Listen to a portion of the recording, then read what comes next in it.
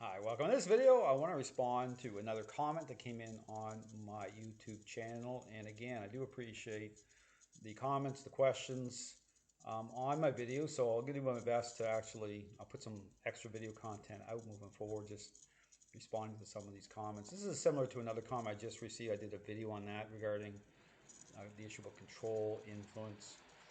And I do understand that this can be very challenging when you see me interacting with dogs based on what's popular, okay? But again, my encouragement is to really do your own investigation, okay? And just take a look around the dog training world. I really do try to endeavor to put out as much content as possible, especially on my board and train videos, my service dog training videos. I'm going to be actually releasing more content in the coming days on my YouTube channel as I go through, and just to really put a lot of stuff out there for people so that you can get a really good kind of three-dimensional view, okay, of my method. I show everything, in terms of interacting like near other dogs. This is why you see me doing things other trainers aren't doing it the way I'm doing it, okay? I'm showing, there's two core grids, influence and control, in the mech, so that you have a really good idea as to, okay, how things align, truly overcoming a relationship problem, how to do it, and the role of your role, but the role of influence and control by way, again, of a interaction-based method. So this makes this method like totally different than any other method you can see out there. And this kind of answers one of the questions here in terms of this system of training is a original source system, which means that I developed it. Of course, I'm just following the path of nature.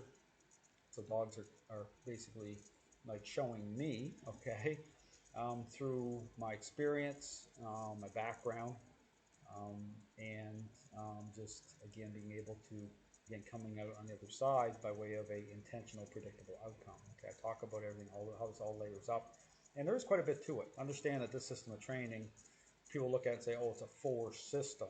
Okay, and these are people that are just superficially focused. Okay, understand that when they look at my system and do a comparison, they're not even applying critical thinking at all. Okay, and there's a lot, so I'd encourage you to have an open mind and go through my videos. And really, I'm doing a lot of talking through the videos. Okay, I'm explaining myself as I'm moving, as I'm doing certain things, and so I'd encourage you to really check, just to check the video content out I'm putting out for answers.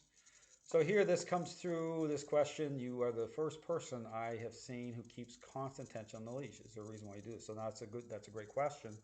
That's something that was really challenging for people, based again on how people, this issue about freedom. I talk about the free will of a dog, the issue about, appearances, getting dogs to respond, the assumptions trainers are making that way. This how this all layers up to offer up a counter for picture of change, okay? And when you understand the two core areas that I talk about, influence and control, how they reveal, that's why you give a dog on a leash, and you'll see, interact certain ways, you'll see challenge rise up, okay? And this is where one of the things you have to kind of consider is the issue about intent, okay? The dog understanding intent. Like when I'm moving certain ways with the leash, expressing control through the leash, the dog understands what I want, okay? This is one of the things I get into on my courses, to line this up. I sit down with dog owners to talk through it, and to help them understand how I'm kind of re-signing the contract, okay?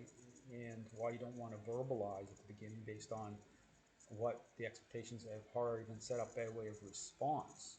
So you might say sit, dog does a sit, a certain expectation has already been set. Oh, I do a sit, I get a treat, I get petting, I gain control. This is how the depth of the problem here when you work off of that idea. And then you'd be deceived. And it happens all the time. Dogs move around looking a certain way, and they're not. I mean, how easy it is for me if I was to walk in using treats into a situation, people would love me a lot more. I would make a lot more money, but ethically and morally, I would never do it. Understanding, knowing what I know, never do it. Okay, but these trainers are out there doing this all the time. So this gets into this ethical issue as well. And I talk a lot. It's my flipping the scripts here as I go through it. And so, so many people doing it. Like I'm talking thousands of trainers out there, and this is the state of the dog training world. So, I asked these questions a long time ago. This is the original source system. A lot of critical thinking went into the system. And again, I answer the questions on the reasons for this. So, but when you get this thing about tension on the leash, understand it's what I call baseline, okay? It's a level of control that when you're in the middle of a relationship problem, Okay, now the interesting thing is, I just mentioned this on the other video, that, put what I say to the test, okay, in terms of if you're, on a collision course with another dog, and your dog is very reactive towards other dogs. That's how people get blindsided. And there's slack in that leash, there's no really intentional control going on. Oftentimes you get blindsided. It's like kaboom, right? And you're on top of that other dog, and it's a mess, and things are going crazy. But here's the thing, the issue about, how you're perceived in the relationship, your role. I mean, the role of control. And when you put, like I mentioned in the other video, you put to the test. If you, instead of like loose leash, when the dog sees the other dog from a distance, you turn at an angle, you start to assert some control over your dog, and within the parameters of what's reasonable. And again, that's where people really have a struggle with, because then you're going to start getting reactions. You say, oh, I'm hurting my dog, it must be fit. No, it's relationship, mind and body. So you have to be able to understand, so many trainers or dog owners aren't able to reconcile the response to the relationship considering the current state of the relationship. Okay, just like if you use the word no in a already selfish child, and I've done a video on this you can watch called the ice cream truck example. The child's rolling around having a temper tantrum, and if you're a casual observer watching this interaction, you might just turn your head for a second based on just the reaction alone. You trying to line up, you say that parent must have physically struck the child to cause that type of reaction. Well, no, it's based on relationship. The child's just a brat. They're selfish. So, they're having a major temper tantrum meltdown because they heard the word no based on they're getting ice cream, but they didn't get the sprinkles. Okay. And this is the thing about dogs. Once dogs gain a high level of control based on just a little bit of control, and you'll see especially with puppies, they'll spin and they'll cry. It's like you're killing them, and you're not even barely even bringing any level of control over them because the stress loads are now on that dog, especially young dogs. So when you start to see stuff, you start to ask, okay, and you try to line up, okay, is it physical? What is going on here? Because I barely even touched the dog. No, it's relational, okay?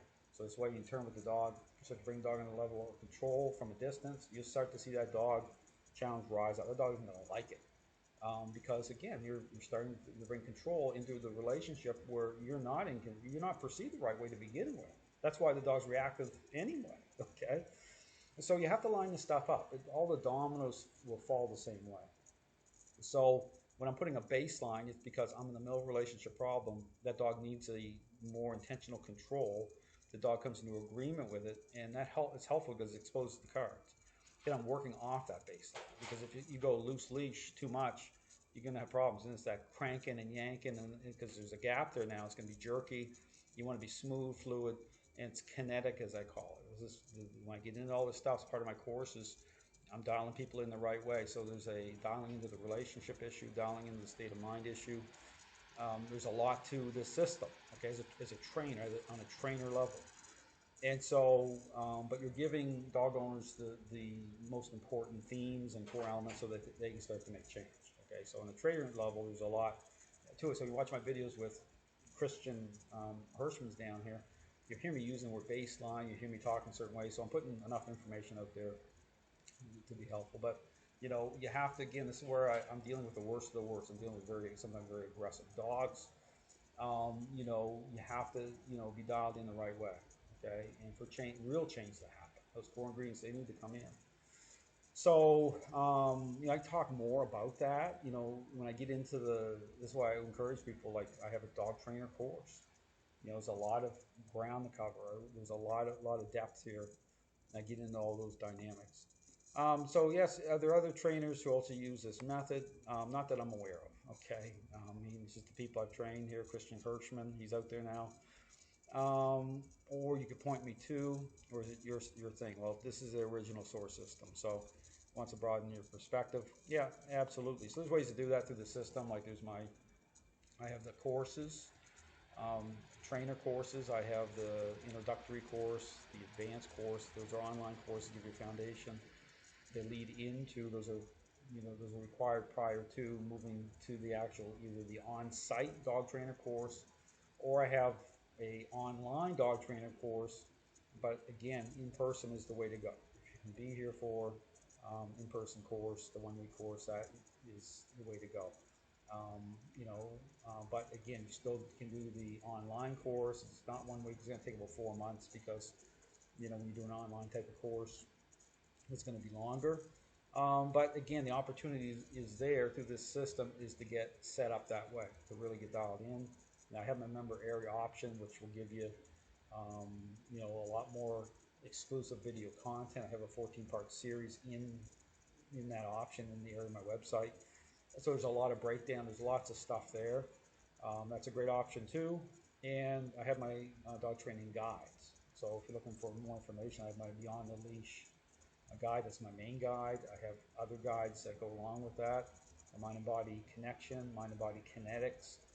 And so you start start reading, start somewhere. And I have put a lot of free video content on my YouTube channel. So there's a lot of stuff for free, and there's some stuff that you're going to pay for, but it's very reasonably priced. And so you'll be able to really invest in this system of training. So again, thanks for the questions. I encourage you to watch my videos. You see change happening. You can go back to, that's why I put day 1, day 2, day 3. You're watching day 1, watch day 3, go back, you'll see it. You're going to see agreeableness increase with dogs. You'll see it.